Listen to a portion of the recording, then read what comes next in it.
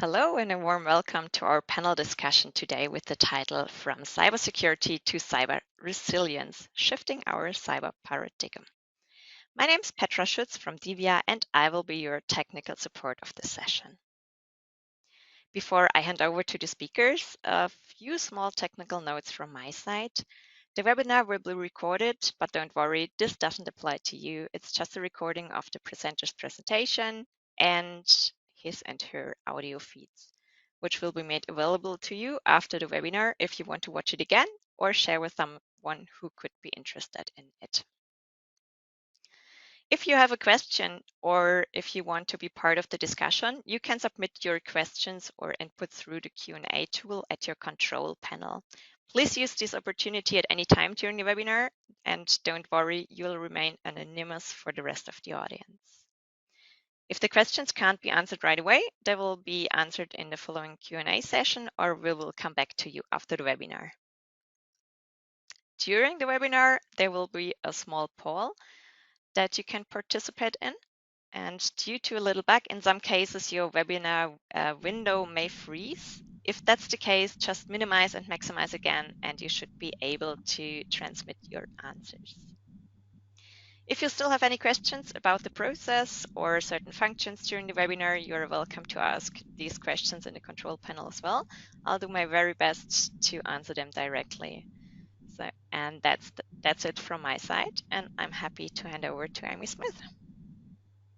All right, thank you, Petra. As Petra said, my name is Amy Smith. I'm the head of strategy and portfolio for T-Systems North America. Let's take a quick look at our agenda and I'll explain what we're going to do today during the session.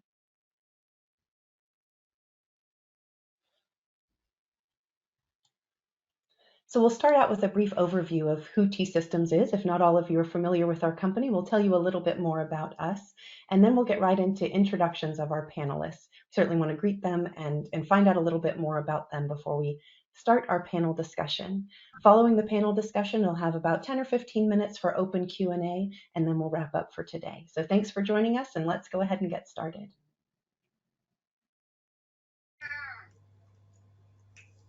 I'd like to start with a little bit of an overview of T-Systems by the numbers. So you may or may not know that T-Systems is actually a division of Deutsche Telekom, which is the #1 company brand in Europe and also the #11 brand in the world. In partnership with Deutsche Telekom, or as part of that parent company, we have over 200,000 employees worldwide and a presence in over 50 countries. Within our division of T-Systems, we serve around 600 enterprise companies worldwide, which includes 100 of the top Fortune 500. We also have 8 global security operations centers. The newest of those is in our nearshore location in Mexico, and that's the one we work the most closely with here in the US. From our US operations, we serve 50% of our largest global accounts here locally, even though those may be located or headquartered around the world. One of the statistics we're most proud of, we just received our customer satisfaction results from the TRIM survey for 2023, and we received a score of 105 or higher. And that was really comforting and confidence building to know and hear from our customers how satisfied they are with what we're doing for them. So what are we doing with all these resources? We serve a variety of industries. We really have a focus on co-creating solutions with our customers. Essentially, we design and manage IT services so that our customers can manage your business. Here in North America, our primary verticals are automotive, which is anchored in Detroit with our Volkswagen account, energy or oil and gas, which is anchored in Houston with our Shell account, and healthcare, where we serve several large hospital systems and pharmaceutical manufacturers. With our local presence, but our global reach, we really have expertise with a full spectrum of both public and private industries.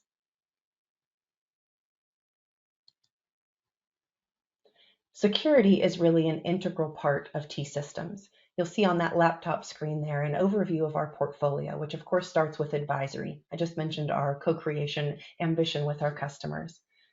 Within our technical portfolio, that's really divided into 2 halves. We have cloud services and digital enablement. All of that portfolio of services is underpinned by security. Security is baked into all of the services that we offer, but we also have additional add-on or bolt-on security services that we can offer. You'll see in that last bullet on the screen, data sovereignty and security are really at the core of our value proposition. Being a German or a European brand, but having a global presence really helps make that transparent and important and baked into all of our portfolio offerings. So that's a little bit about T-Systems. Why don't we take a minute and meet our panelists? I really want to thank all three of you for joining us today. And Mark, why don't you start and give the crowd a bit of an introduction to who you are? Great, thank you. So my name is Mark Trimmer. I'm the head of security for T-Systems North America. I've been in IT for 30 years and a security professional for 23 of those. I came into security from a computer science background, and I have industry experience across healthcare, aerospace, defense, energy, and manufacturing. I've been with T-Systems for 15 years of my career, and I'm currently responsible for all customer needs out of North America, but I've previously held roles as the security officer for some of our largest global accounts. My in-house expertise is both technical and focused on audit and compliance. And I'm also a member of our security leadership and steering team. Mari, how about you? Hello, my name is Mari Sterman. I am the UK Customer Security Manager for T-Systems. So I am responsible for governance, risk and compliance, predominantly for our government and aerospace sectors. By trade, I'm a criminologist. I'm specialising in human behaviour. I'm a cyber fraud investigator and also a PCI DSS consultant. Similar to Mark, I have almost 30 years experience within the sector that we now know as cyber. So I joined the UK's first internet service provider back in the early 90s, during a time when the internet was an unknown commodity. There was no broadband, mobile phones came in suitcases. And if you asked somebody to show you their apple, they would give you a fruit. So that's my background. Martin, thank you very much. Thank you very much, Mari. My name is Martin Krumböck, and probably you realize I have a little bit of an odd accent. That's simply due to the fact that I'm not a native speaker. I'm based in Vienna, Austria, so right in the heart of Europe, in the most livable city, voted for like 10 years or something like that. And I'm so honored to have two great colleagues with so much experience with me. And although I started my journey in security in 2007, I already feel like a security dinosaur, but I don't have any kind of comparison to my two colleagues, and therefore I'm very thankful that they're here with us today. I currently serve as the CTO for cybersecurity for T-Systems International. So basically that's the entirety of T-Systems from our global presence, directly reporting to our senior management of T-Systems. And my background, I already mentioned I started out in 2007 and the world was completely different back then when it comes to security. And I spent a couple of years also in consulting, which were very much my formative years, traveling the globe, being to Australia, to the US, Canada, almost every country in Europe. And trust me, there are a lot of countries in Europe. And basically visiting almost all continents except for South America, but I'm very glad to visit Brazil sometime early next year, so I can really have that check mark also. And basically, I served as a consultant to a lot of Forbes top 500 companies, building their security strategies and building out security operation centers. And currently, I'm driving the technical direction of T-Systems International when it comes down to our security products and services. Over to you, Amy.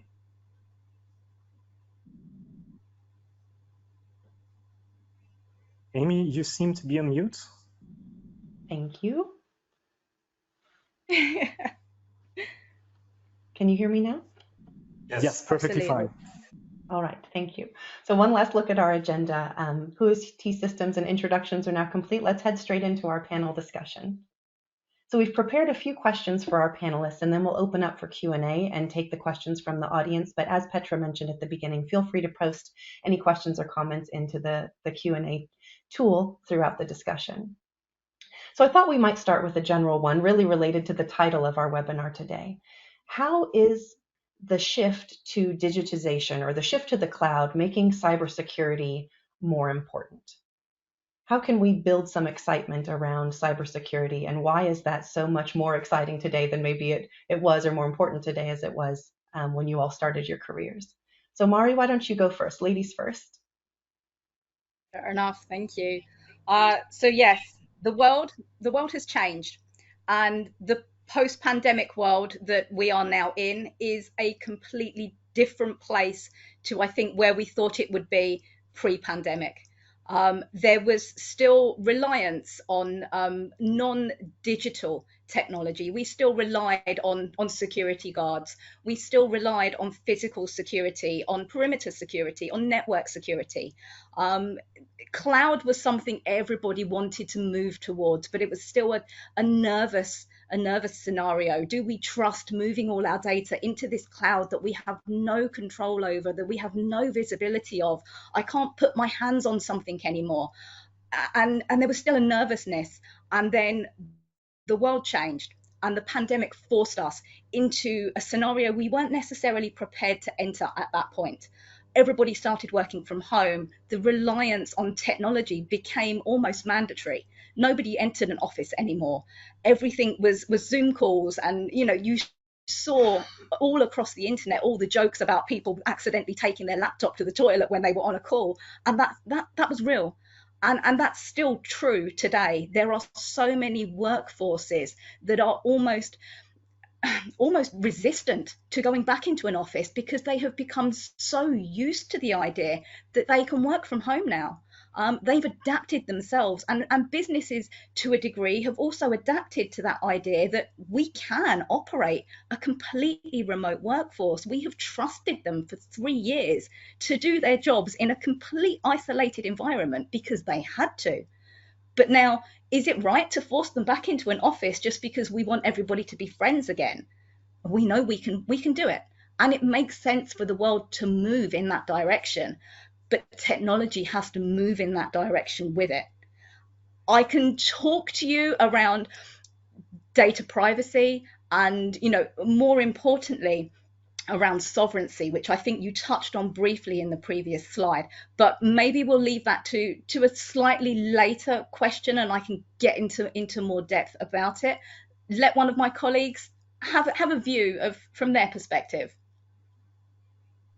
All right, Mark, how about you? How do you see the Yeah, shift to the cloud I'm making eager. cybersecurity? I'm eager to talk about it because, from my view, it's the shift in confidentiality that's occurring and has been occurring both pre-pandemic and accelerating post-pandemic. All of our lives, all of our businesses are now being conducted online. For our businesses, it used to be that we would connect in through VPNs and have these virtual private network connections, but now they're all being hosted on cloud, publicly facing applications with strong authentication and controls in place around it, but it's still accessible from the public internet, leading to a big shift in how we have to protect ourselves and what we need to consider on a day-to-day basis, both as a company, how is my business operating, what information is going to be available to my customers about my other customers or about my operations, but personally as well, that we have to protect ourselves in this digital age of which companies have personal information about me, has my healthcare records, has my credit card information, has information about my family, my spouse, my kids, even my pets. It's all leading to more and more vulnerability.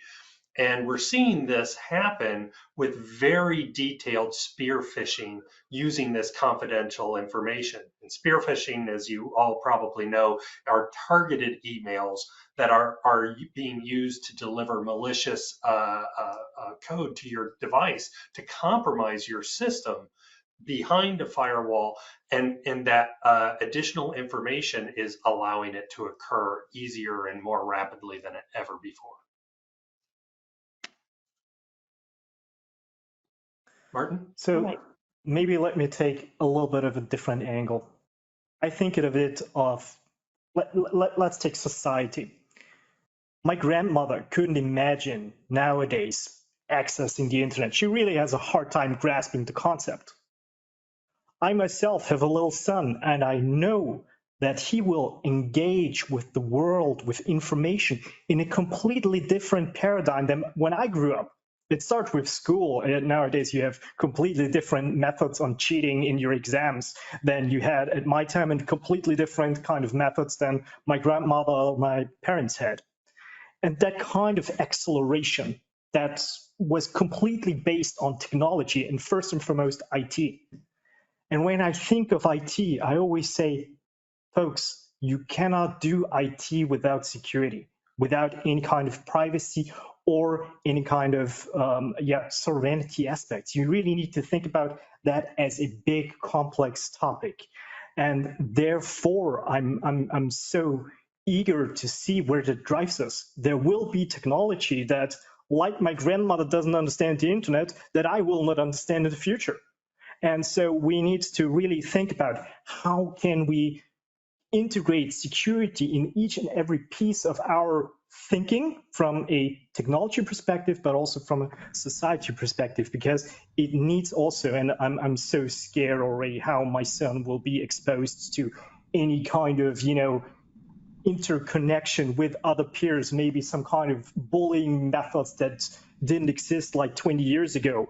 But at the same time, I'm so hopeful of the new opportunities that this connected society, this information flow provides to us, and is up to us as security professionals to do our part in helping out that information society, that big new shift that is currently ongoing, and help our part. And the couple of things, if you just think back like 12 months, which was when the huge wave of ChatGPT hit and everything is now AI. Every person on the street now understands, oh yeah, AI is something that I can interact with. This is something that has a huge impact on security. Same thing, like new paradigms like the metaverse will arise. Some of those will prove that, yeah, they will sustain. Other concepts will maybe vanish once again. But at the same time, we always need to think about how can we support that from a security perspective. All right, great. I think all of you touched on this shift in technology and in society, and really that security needs to be right, keep up and keep the pace with that, to help make sure we're safeguarded in the future. So that's a little bit about cybersecurity and why it's so important. Martin, can you tell us a little bit about what the difference is between, or what you think the difference is between cybersecurity and cyber resilience? What's the difference and how are those two concepts complementary? Honestly, I don't think of it as too much of a difference, rather than, as you said, complementary. Because I always touch a bit from the point of what does motivate me? Why do I implement security in an organization? Why should I spend the money on security? And at the end of the day, it is for my business to strive. I, for example, do not want to be the headline in the newspapers because I had a breach. That is a huge motivating drive why I implement security. At the same time, I also want to be able to consistently and sustainably serve my customers. Therefore, I need to security to not have an outage, to not have a huge breach, or at least contain it in the very early stages, so the impact on my business and my customers is very low. So that is a shift in the paradigm of thinking about resilience from a business sense. And I think this is also a great opportunity to speak about with business leaders, to make them understand why we as security professionals are preaching all the time, hey, security is so hugely important. And now with that resilience mindset, with the business resilience idea, we have a way to communicate that importance, because security is one of the large and important pieces in getting that kind of resilience into my business, because it helps me not be as impacted by any kind of security event, any kind of security incident that will undoubtedly happen. It's a matter of when, not a matter of if, right? So the question for me is, do I feel safe? Do I feel secure? Am I resilient? And this is how all that topics come together to a larger picture. Mm-hmm. Well, Yeah, Martin, I I like that think point. it's Sorry. sorry. Go ahead, Mark. I think it's also a good point to talk about as cyber is getting more and more into the executive suite and the boards directly. And so, of course, they're concerned for their business health, their business sustainability, shareholder value.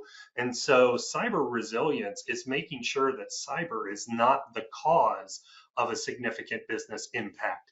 And we've seen the same thing happen more than 20 years ago with IT in general, where we had CIOs, but then CIOs shifted from reporting directly to financial officers to being a chief executive of their own and reporting directly to the board.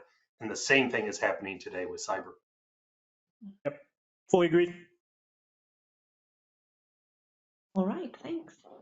So Mari, let's pose the next question, at least first to you. How do you see a company creating cyber resilience? I think Martin made a good point that it's no longer if I get breached, but when that happens, and am I ready to resume my business when that happens? So how do you see that? How do we make that shift, or how do we create resilience in our company? Okay, so to start with, we need to understand the difference between cybersecurity and cyber resilience. So if we think about security and we think about any security, regardless of whether it's cyber or the security on my house, it's a physical thing or a logical thing that is going to protect me, whether it's a fire alarm or a video doorbell or the handcuffs that I've got upstairs in my bedroom to slap on an attacker if he tries to break in. It's physical defense mechanisms. Resiliency is about how you cope after that attack has happened. How does your business operate and continue to operate after somebody has tried to knock you down? How do your people continue to survive if they have been the target of an attack? Have their children been targeted by some kind of an attack as a result of a compromise through your business? It's understanding how you stay standing after an attack has happened. And that is the big difference between resiliency and the ability to survive and pure security and protection. That's the difference. How do we do this? We look at this from a pure criminal tactic. 9 times out of 10, there are 3 motives for criminal activity. You're looking at money, power, and the most dangerous one is the greater glory of me.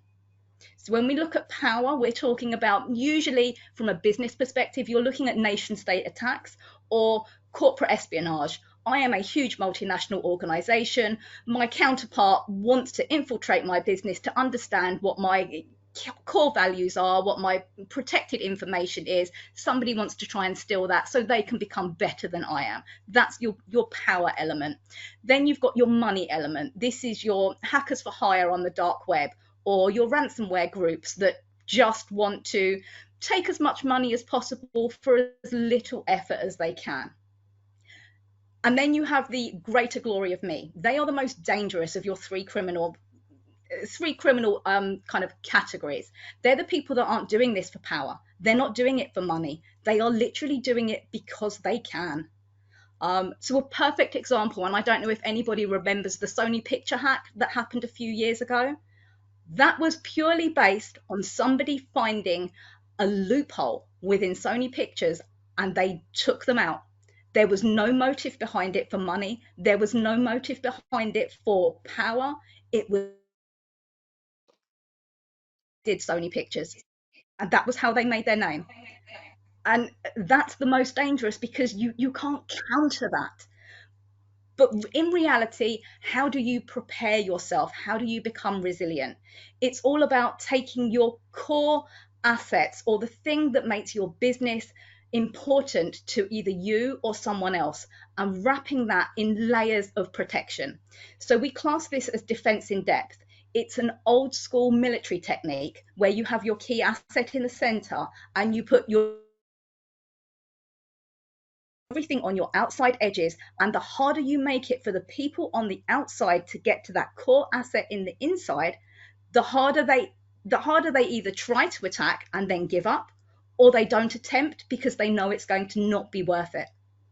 That is how you build resiliency. You stop the attack before it happens. But you also have to remember your people will need to deal with the fallout in the event an attack is successful. And that is a different matter, and we can get onto that later. Mm-hmm.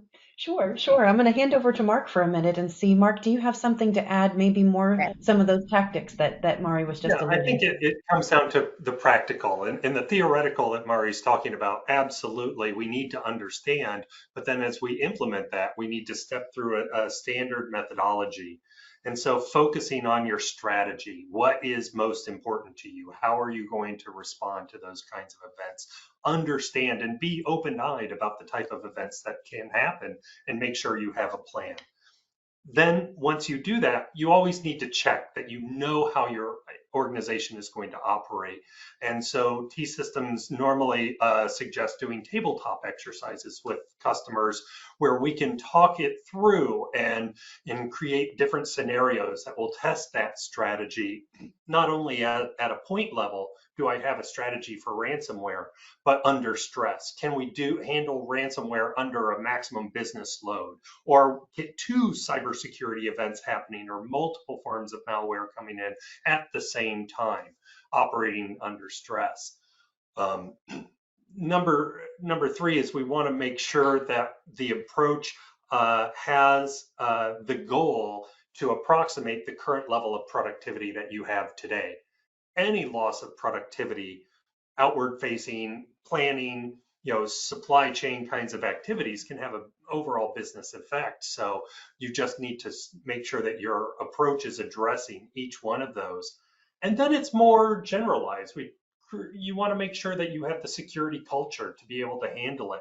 If you don't have the kind of culture where an employee is willing to raise their hand and say, I see this security issue, or is aware of their responsibility when they get spam, and something as simple as that, it can have an overall negative influence. We also suggest our customers consider their cyber insurance as part of their overall approach. The reality is we can all have a platitude that we should not pay criminals, but the reality is sometimes we just have to bring our business back to protect our organizations, our overall shareholder value. And that's what cyber insurance is for. It's an important step to make sure that you talk about it with the right people in your business, consider a number of different insurers. And then lastly, and probably the most important, is the time to respond to a cyber incident needs to be shortened. And the only way you can do that is with specialty skills, is with the ability of a highly trained subject matter expert in security who can identify that's not just a blip in productivity, that's the beginning of an attack, and can take appropriate response. So have the dedicated skills, be prepared. All right, good, thank you. Mark, you mentioned in your intro a little bit about your experience in the US. I know we've got representatives from other countries joining us today as well.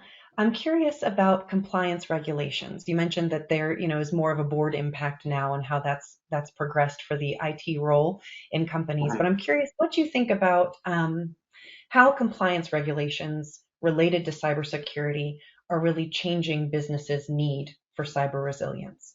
How do you see that progressing? It's an incredibly complex tapestry today in the US, because not only do we have our federal laws and regulations, we have state laws and regulations, but we have industries producing their own standards for operation within their vertical. And now, as is becoming common, we're having extraterritorial laws like the US export control or GDPR coming out of Europe.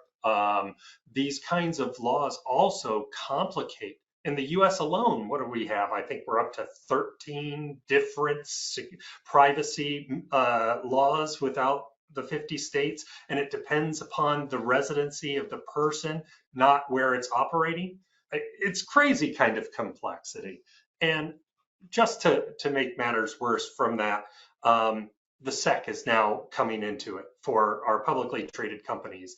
And this is going to have the same effect that Sarbanes-Oxley did for financial reporting. These new SEC rules are going to come in and affect cyber, where board members, not only are these topics going into our board, they're being forced consequences on boards. Executives. So just this year we had, what was it? It was a ransomware disclosure at Blackbaud, where the end result was a $3 million penalty for the company because they misled, they didn't report it in a way that was completely accurate to their shareholders. That kind of fine can be critical to a company. And in addition to those kinds of company fines, executives and board members can be held personally accountable. There was a Wells Fargo executive who agreed to a multi-million-dollar settlement with the SEC because of a cyber issue. There, executives and board members can also be barred from being an executive or being on boards for any period of time and have a personal impact. So those kinds of consequences are going to change the world, and it's going to take the start in our public sector with openly traded companies to private companies as well, because it's going to move the mark about what do we have to do to keep up with our competitors. Because often cybersecurity is the story about two guys in the woods and a bear is chasing them. You have to just be faster than the guy. The other guy. That's where we are today, and it's going to continue on that path, that we're going to accelerate more. All right, good. Well, as you all know, T-Systems is a multinational company, and I imagine some of our listeners as well are coming from an organization maybe based in the United States, or they're based in the United States, but they're having to deal with some of the data privacy and security regulations and rules coming out of other regions. Mark, can you give us any perspective from your point in Austria?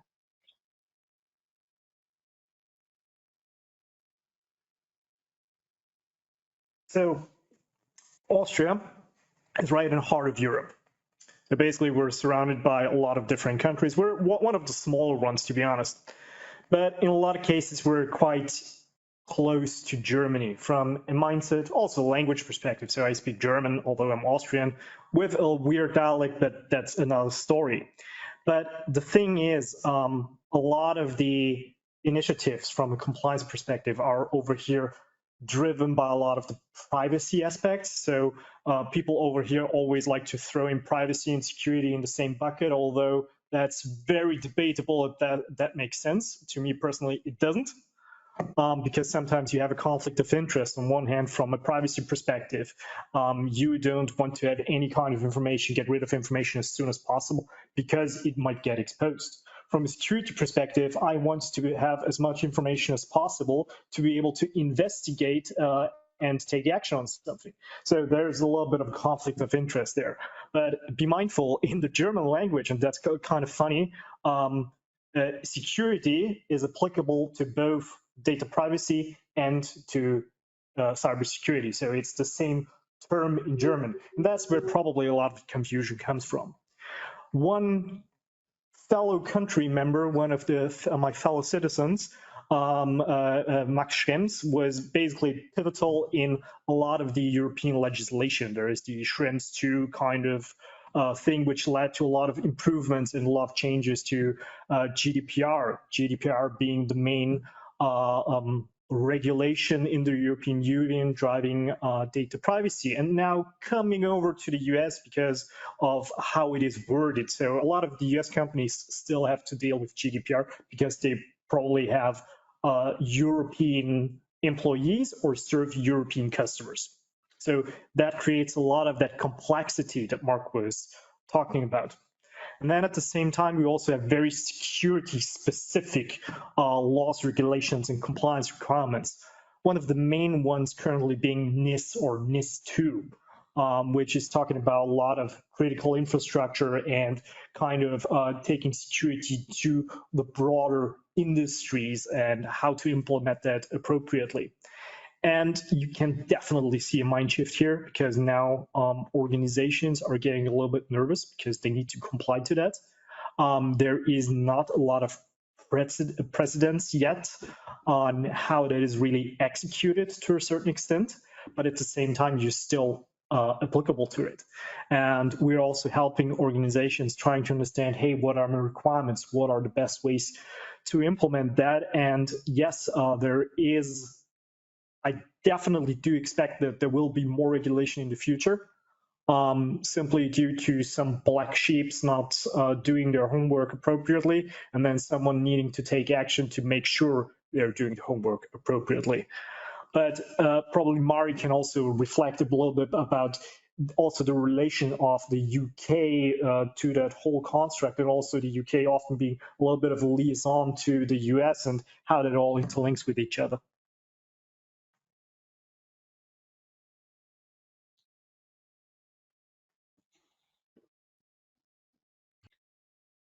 Okay, so this is where moving to modern technology on a public call and having the inability to hear people because the broadband connection in my house is so poor that you sounded like a bunch of aliens speaking a foreign language a second ago. So I kind of got the gist of what you said. I kind of understood that we were talking about compliance, and I do apologize if I'm literally about to repeat what my colleagues have just said, but here goes anyway. So I did speak briefly about data sovereignty earlier, and this is where I'm going to explain a little bit more about data sovereignty. So what does data sovereignty mean? It is all about the control of a single nation. Now, that is the nation that you are not necessarily born into, but where you are I can't think of the word. What is it? Sorry, this is when my brain's just turned to mush as well. See, this is all live and it's all happening right now. And there we go. Okay, where you are the nation that you come from. Okay, so naturalized citizen, for example, probably. Yeah, citizenship. There we go. That's all about that. One day I may explain why I'm having this brain fart, but maybe not today. You need to ask the non-native speaker. That's the key. Yeah, absolutely, right? What is the English word for this thing that I can't think of? Okay, so yes. For example, Mark is a US citizen. I am a British citizen, and Martin is a citizen. You're not European. You are from Austrian, yeah? So it's an Austrian citizen. Yeah? Okay, let's just go with yes. Okay, so I am a British citizen. I go off to work for Mark in Mark's lovely office in the States. And so far as Mark is concerned, and many, many other organizations, because Mark owns the business in the US and he has employed me to work for him in his US organization, all the data laws and privacy laws become US domain. And therefore, under dominion and sovereignty rights, the UK takes precedence over any data that happens to be held by Mark within Mark's organization that just happens to sit in the US. This is where we're all getting a little bit confused because we're moving to the cloud. So if we talk about the big three hyperscalers, you're looking at Google, you're looking at AWS, you're looking at Azure, major US players. And we give our data across to them and we say, take our data, put it within your nice hyperscaler and look after it. Now, if something goes wrong, we will blame those US organizations and say, you took our data, you protected it, it was your responsibility. Wrong. It is the responsibility of the organization giving that data to that cloud provider. And under data sovereignty, even if you are an organization operating out of Austria, but your employees UK or France or Germany, under sovereignty rules, that data also becomes the dominion of the country where those people reside or those people hold. And this is where it's all starting to become confusing. And this didn't actually make sense to me until a couple of months ago where I had to go through all this. So it's new, it's a new concept to everybody. But it's something that is catching a lot of people off guard. Now, I did catch the tail end of somebody mentioning Schrems 2. Now, Schrems 2 was it was a ruling by the European Courts of Justice back in 2020, I believe, against the Irish government and an individual called Maximilian Schrems took Facebook Ireland to court over data privacy rules. They won, hence the Schrems 2 name. And effectively, it is all about data privacy and how dominion and data sovereignty for Ireland took precedence over the fact that that data was breached by an organization that happened to be operating in the US. This is the problem we have. NIS2 is the new predecessor for NIS, GDPR, PCI DSS. All of these things, including Schrems 2, are key European compliance standards, but they all have penalties that are based on the percentage of your gross revenue and profits. So that it is no longer a case of if you do something bad, you will be hit with a $2,000 US whatever fine. You will be hit with a percentage of your revenue, and that can cripple an organization in one foul swoop. And all of the standards like PR, PCI DSS, breach of Schrems 2, they will all potentially cripple your organization if data sovereignty laws are not understood within your organization. So know who your people are.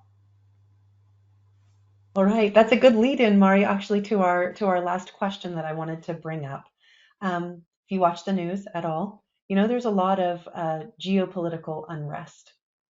I guess in the past, there were primarily physical conflicts. So even if previously we were focused on proximity to a physical conflict, cyber attack vectors are now a new battlefield. And I think globalization, just as you were referring to, makes us more vulnerable to that impact. Even if we're not geographically co-located to a conflict, it still makes us vulnerable because our businesses or our supply chains are global, our employees are global, and we're working in these virtual teams. So I'm curious to hear from the panel, how does globalization, civil unrest, and just general escalating cyber risk contribute to a company's need for resilience, not just security, but cyber resilience? So Mark, I guess from the US perspective, I'm going to hand over to you and say, what do you think of that for our US listeners? I really want to focus on, as Mari was alluding to with her criminology background, the motivations for different types of activities, right? The unrest could be civil disobedience. It could be a war breaking out in the Middle East. It could be a drought in Africa. These kinds of things are all changing, and because of our interconnected world, we've pushed all of these communications, all of this data to the public internet. I alluded to that when I was introducing that, confidential data on the internet is really changing. So what is this doing to us?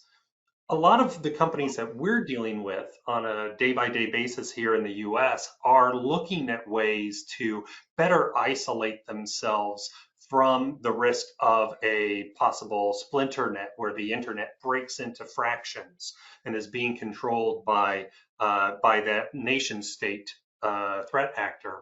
Iran, for example, took themselves off the internet 3 times this year, not because of civil unrest. They were doing their national exams, and they did it as a way to prevent themselves from having cheating during those national exams. But Egypt has its own ability to control the communications in and out of the country. China is famous for the Great Chinese Firewall. All of these things are happening. All of the attacks coming across. Nation state threat actors are using ransomware to gain revenue to fund their own cyber or even their own full governments. This is the new normal. And I hate to say that. We're probably never going to go back. This is where we have to change our baseline. And we currently had this DEFCON level of where things were existing before. And we just need to re-baseline the bottom level to be this new normal. This is civil unrest may go down. Wars in Europe and in the Middle East may go out, but they're always going to be at that risk. And so just by rebaselining, we're going to now protect ourselves to that higher level instead of thinking we're at a medium or a high risk level today. No, this is probably the new low. And now let's work up from there. All right, thank you. Well, I think we've touched on a whole bunch of different topics in that panel discussion, but I'd like to move over to our Q&A. Petra, if you can take a look in the questions, and I want to invite our listeners to go ahead and post your questions in the Q&A, and we'll get to those. I do see that a couple have come through already, so I'm going to start with those, and we'll give everyone else who would like to submit a chance to get theirs posted as well. So we've been talking about globalization and the different regions that we operate in and that a lot of multinational companies do. How do you perceive the challenges of balancing those security standards across the different regions? And do you all see it creates any friction as we work internationally? Mark, do you want to start maybe? That's a really good US-based question. So across the different regulations coming in, we're normalizing, right? This is what the NIST framework is so good at, is allowing us to create cross-references between one standard to another standard and to have a common vocabulary then that we can use to do that. We're doing that also with European standards and everything. But the expectations are different. The expectation for personal privacy in Europe at an individual level is much higher, much more personal than currently what you expect in the US. It's a changing level of expectations. And as businesses, you just need to be aware and be ready to handle those expectations, because it could be an employee that you have who's recently immigrated to the US, or it could be a remote employee operating in Hungary as a remote employee for you, or it could be any member of your supply chain who has those different expectations. So through these kinds of mappings, through the good dialogue and communication, we're going to be able to find those differences and not work based on assumptions. That's really where I think as US companies we have to focus on, because not everybody thinks like us. Yeah. Okay. Yeah, Martin, go ahead. Maybe to add to that, a lot of participants today I expect to be from also multinational organizations. And one thing that I personally perceived is very often overseen is the cultural differences and where you're currently based at. So for example, take the role of the CISO or the CSO. Where is it situated in the organization? What's the perception? And in a lot of cases, that differs a lot from region to region, simply due to the fact that they're at a different average maturity along their security journey. So taking the US, there is way more value in the CISO role and the perception and where it's based in the organization when you compare it to, for example, Austria. Honestly, an Austrian CISO is in a lot of cases, yeah, it's just a role with an additional hat. And then you go over to other countries, like you go over to maybe some African countries, to Asia, maybe Eastern Europe. You have a different kind of perception. And this is also where you need to manage the expectations in a global organization to normalize your security expectations to a certain extent. And that, yes, creates friction. That is a challenge. But nevertheless, it is something that we actively work on. Mm-hmm. That's a good point, Martin. And I see a question has come in here that I want to address because I feel like it's related. How do you all are working in our security organization, how do you drive that shift in responsibility from just an IT thing to the board and the CEOs pushing you? How do you see that changing, or is that dynamic different regionally? How do we drive that? How do we move from this trust model of hiring a chief security officer and he's responsible for security, to now those roles becoming board members? I think, Mark, as you shared, and the execs are being more invested and engaging in driving you. How do you all balance that, or how do you drive that? So I've done this several times, and oddly enough, I recently had this conversation with a colleague. And from my view, it's getting our executives, our leaders to become comfortable with the concepts, with the vocabulary. They're very knowledgeable. Right? Our executives and our board members have years of experience. They can handle the complexities, but they may not have the vocabulary. They may not connect two topics together in their mind until it's been presented to them. And so it takes time. It takes a willingness to listen from the executive and board, and it takes from the security side the patience to teach, to communicate, to change our own vocabulary, where I can talk to Mari and Martin in a security context, to changing it to the business values. And that's a very common, it's a long-standing thread in cyber, but it's so very true. And I found it in my own career, being able to shift my language from one set of vocabulary to another set of vocabulary is really key to making that work. Honestly, adding to that, and I really second that notion, in a lot of sense, security has become tremendously complex. Our job as security executives is to be the translation role, to make that what is complex understood by our stakeholders, and maybe by creating some kind of allegories. But at the end of the day, it is all about making the world that we live in, that we deal with on a day-to-day basis, understood and known and prepared for the executives, so they can take decisions on that, informed decisions on that, and therefore are confident also in our capability to help them steer and secure and make their business more resilient. Mm-hmm. I think that's a really good summation of what we were trying to discuss today, and in the shifting our paradigm from just cybersecurity to cyber resilience.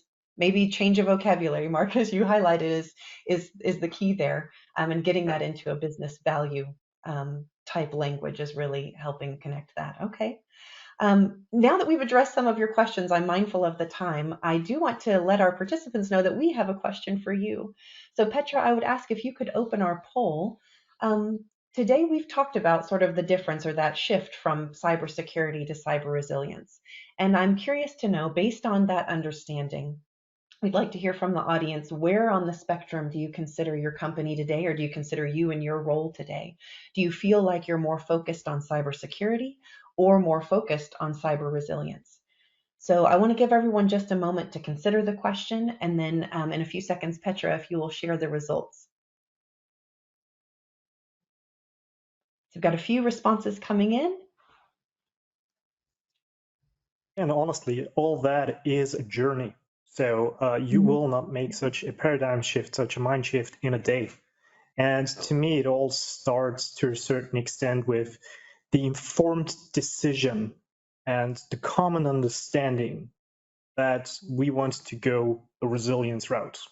We want to not only be able to protect our organization, we also want to be able to actively withstand whatever is thrown our way. And if you did not do so, start. Do not think about, okay, do I have the perfect plan? And trust me, I work with a lot of German organizations, a lot of Germans, and they also always like to have like the 100% solution. We have the plan and then execute on the plan. But sometimes that planning takes so extensively long that you're not able to deliver in the meantime. Yeah. And so I always urge people, hey, if you took the decision to go down the route, start today, start small, but be really consistent and execute consistently on your vision, and go into a resilience mindset.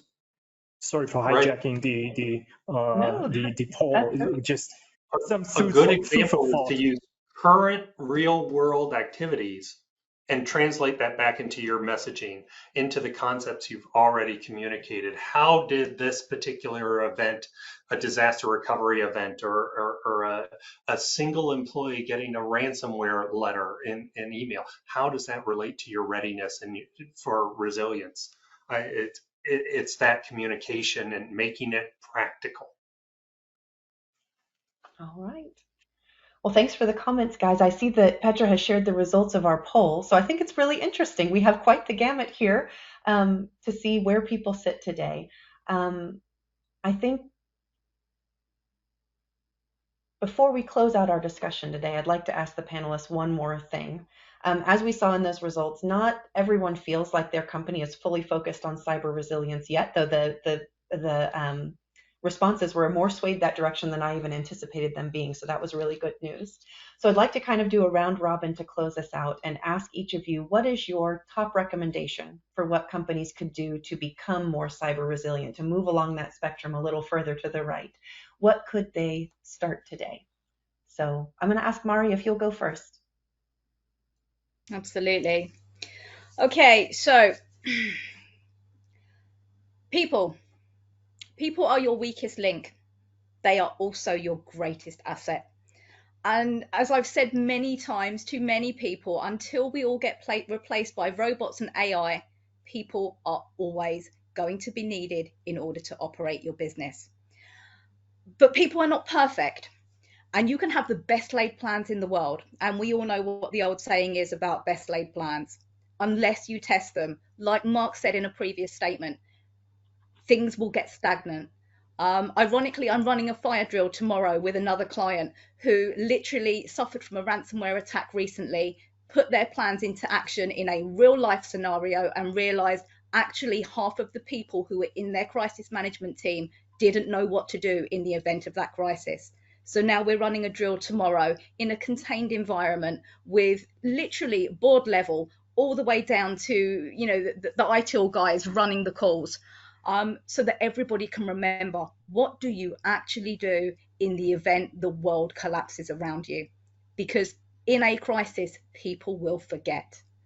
But you have to remember that those people are your valued assets, and make sure you make them feel valued. It is very easy to become complacent, and then you have a very disgruntled employee who is suddenly selling all your secrets to the first person that wants to give them money.